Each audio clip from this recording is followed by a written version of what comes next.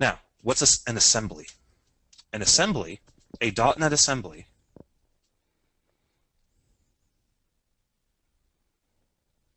is simply a executable or not executable or library, sorry, a file on your computer that you get as after compiling a language.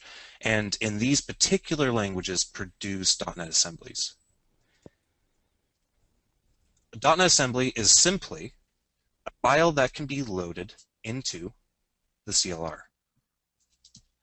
It's not something that the computer or a CPU understands natively, which C and C++ produce something that a CPU can run without any help.